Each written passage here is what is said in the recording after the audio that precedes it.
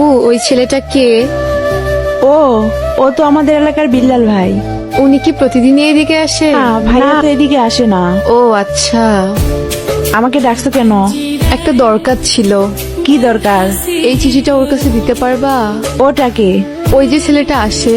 ও আচ্ছা বিল্লাল ভাই, আচ্ছা দাও।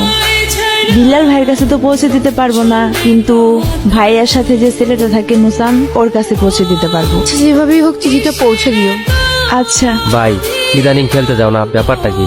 আমার খেলতে ভালো লাগে না। তোমার খেলতে ভালো লাগে না? ভালো লাগে না। বুঝছি, কি বুঝছস? কিছু একটা চলে। আরে না, এমনি খেলাধুলা ভালো লাগে না। ভাই কেমন আছো?